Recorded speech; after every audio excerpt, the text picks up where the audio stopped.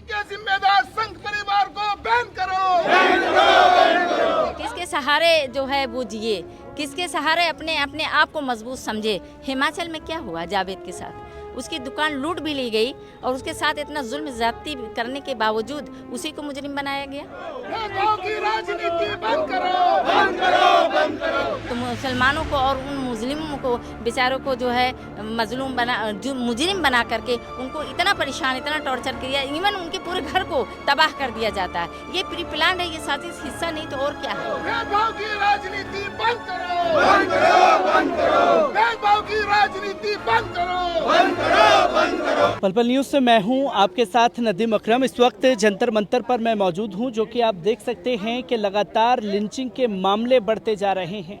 अब तो विपक्ष भी मजबूत हो चुका है, तब भी ये सिलसिला रुकने का नाम नहीं ले रहा। 4 जून की अगर बात की जाए तो 4 जून से अब तक तकरीबन 20 से ज़्यादा मामले जो हैं देश के सामने आ चुके हैं, पर कोई उसके ऊपर आवाज़ बुलंद करना नहीं चाहता, कोई जो है उसके खिलाफ एहतजाज करना नहीं चाहता, क्योंकि मुसलमान लफ्ज़ मुसलमान इस्तेमाल करने से भी विपक्ष की पार्टियां कतरा रही।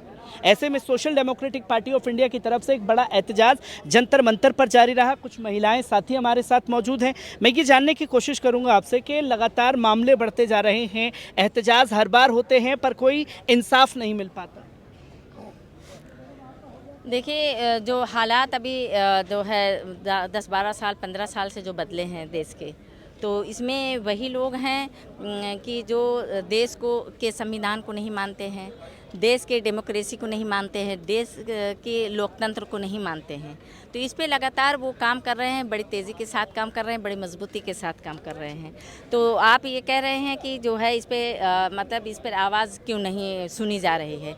तो देखिए, जिसकी लाठी उसके भैंस, जो हमने सुना था कभी बचपन में, और हमारी दादियाँ नानियाँ जो है इस पे कहानियाँ सुनाती थी, लेकिन आज वो सही होता नज़र हमें आ रहा है। ये बड़ी दुख की बात है, क्योंकि जब सत्ता शासन में कोई भी सरकार आती है तो पूरे देश की जिम्मेदारी उसके सर पे होती है, उसके सुपुर्द होती है, चाहे वो देश का कोई भी हो, किसी भी कम्युनिटी से बिलोंग करता हो। लेकिन आज यहाँ पर जिस तरीके से बंटवारा कर दिया गया है, एक पर्टिकुलर कम्युनिटीज़ को टारगेट लगातार किया जाता है, उसमें जो है ना कहीं सुनवाई है, ना कोई प्रशासन आगे आ रहा है, ना इस पे कोई रिएक्शन होता है, ना इसके ऊपर कोई जो है सख्ती होती है। लेकिन अगर कोई सरेआम इस तरह से जो है पीट करके मार दिया जाता है और उसके जानवर पक्षी जो हैं उससे भी कहीं न कहीं ज़्यादा जो है कमतर उनको समझा जाता है, आका जाता है, ये बड़ी अफसोस की बात है।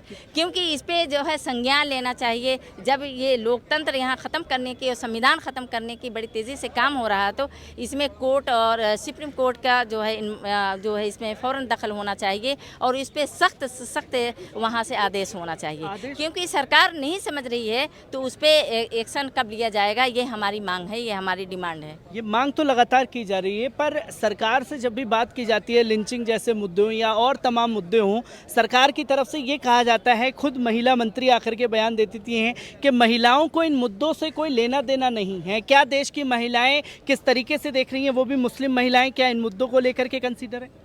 देखिए, हम जैसी जो महिलाएं, अनेक महिलाएं हैं, सैकड़ों महिलाएं, हज़ारों महिलाएं इस सड़कों पर आकर अपनी आवाज़ उठा रही हैं। लेकिन ये तो मीडिया, जो चाटुकार मीडिया है, जो मीडिया इस पे जो है नहीं फोकस कर रही है और उसमें कहीं ना कहीं बिकी हुई है और इसको ये नहीं चाह रही है कि हमें देश में अमन और सुकून आए और इक्वालिटी की बात की जाए। यहाँ जो है इक्वल राजनीति देखिए अपनी एक अलग जगह है, लेकिन इंसाफ सबके लिए इक्वल राइट रखता है। और जब यहाँ पर कोई भी आपदा आती है, देश के ऊपर आती है, कोई भी इस तरह का जो है दुष्कर्म होता है, तो पूरे देश की आवाज़ इसमें शामिल होनी चाहिए। लेकिन वो आज हर जगह और अपने अपने अलग अलग नाम पर बटे हुए लोग हैं। तो ये मैं आज यहाँ आपके चैनल के माध्यम से मैं कहना चाहती हूँ कि देखिए, देश में जब भी भाईचारा जब तक कि नहीं बनेगा, जब तक जो है यहाँ पर अमन कायम नहीं हो सकता है।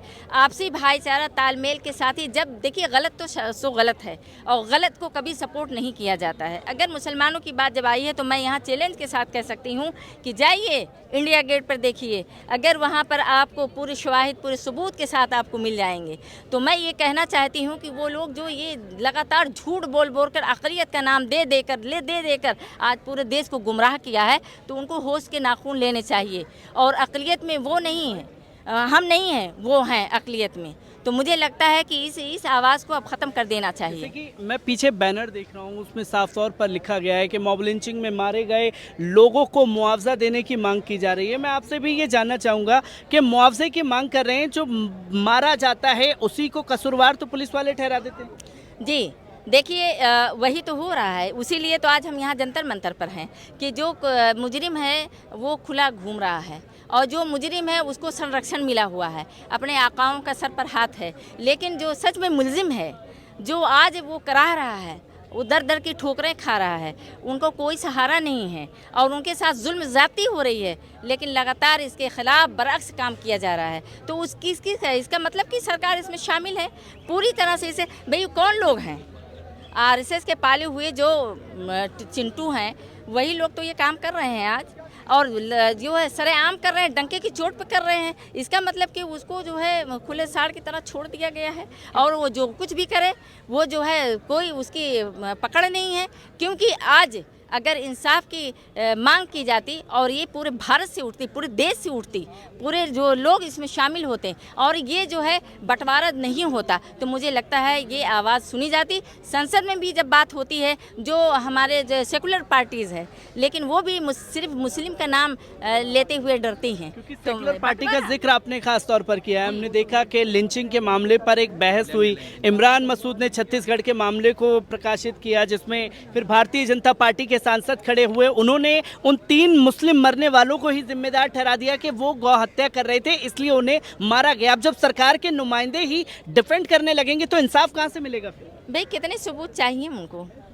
जिस पर जब इस तरह के सामने गौ हत्या हुई है और सामने जब बात आई उसको खंगाला गया, जब आई है सामने फ्रंट पर बात, तो नाम किसका आया है वो आप भी जानते हैं, पूरा देश भी जानता है। लेकिन जब बात आती है तो उस पर लोग खामोश हो जाते हैं, उस पर कोई कार्रवाई नहीं होती है। और जब बदनाम करने की बात आती है तो मुसलमानों को और उन मुस्लिमों को बेचारों को जो है मजलूम जो मुजरिम बना करके उनको इतना परेशान, इतना टॉर्चर किया, इवन उनके पूरे घर को तबाह कर दिया जाता है। ये प्री प्लान है, ये साजिश हिस्सा नहीं तो और क्या है।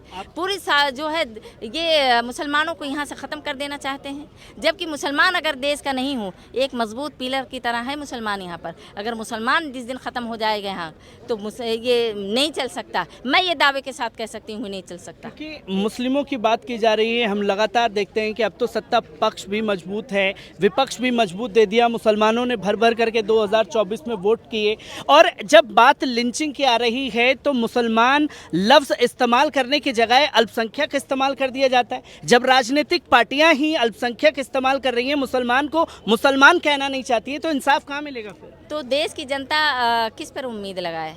किसके सहारे जो है वो जिए? किसके सहारे अपने आप को मजबूत समझे? हिमाचल में क्या हुआ जावेद के साथ? उसकी दुकान लूट भी ली गई और उसके साथ इतना जुल्म ज़्यादती करने के बावजूद उसी को मुजरिम बनाया गया और एक बार भी आवाज़ नहीं उठी यहाँ से। और अल्पसंख्यक नाम लेकर के मतलब ये मतलब कह करके अपने पल्लू छुड़ा लेना, मतलब उसमें जो है नहीं कहते हैं खून लगाकर शहीद होना, इसी बात पर कहा जाता है कि मतलब इस तरह से क्या मतलब बनता है? भाई मुसलमानों ने कितना साथ दिया और मुसलमानों का साथ छोड़ना ही था कि जो सेकुलर कही जाने वाली पार्टी वो जो है हाशिए पर आ गई। ये कोई दो राय नहीं है इसमें, और ये मैं कोई शक शुबह की बात नहीं कर रही, पूरे होश हवास में मैं ये बात कह रही हूँ, पूरे सबूत के साथ ये बात मैं कह रही हूँ। लेकिन जब लोगों ने साथ छोड़ा तो आज जो है नानी याद आ गई। तो मैं ये कह रही हूँ कि होश के नाखून लें, और जब इस तरह के देश पर किसी के साथ भी होता है, हिंदू मुस्लिम सिख ईसाई, ये हमारा मजबूत पिलर है। अगर इसमें से किसी की भी एक जो है टांग टेढ़ी होती है तो वो जब पैर टूटता है तो जाहिर सी बात है तकलीफ हर किसी को होनी चाहिए, पूरे देश को दर्द इस बात पर होना चाहिए। पार्लियामेंट में बैठे हुए वो लोग जो है बहुत गौरव का पात्र हैं और उन पे ऊपर बड़ा फ़ख्र किया जाता है और उनसे बड़ी उम्मीदें लगाई जाती हैं। जब वो इस तरह से खामोशी का मुजाहरा करेंगे और दोहरा मेयार इस तरह से कायम वहाँ से होगा, वहाँ की आवाज़ पूरे देश पूरी दुनिया में जाती है, लोग देखते हैं और उस पर अमल भी करते हैं। लेकिन बड़े अफसोस के साथ मैं ये कहना चाहूँगी, अगर इस तरह के दोहरा जो है मेयार वहाँ सेट किया जाएगा तो मेरे ख्याल में आने वाले वक्त में ना तो देश बचेगा ना देश की जनता बचेगी। तो अगर बचाना चाहते हैं तो अब से उनको इस काम को छोड़ करके इंसाफ की बात करना चाहिए।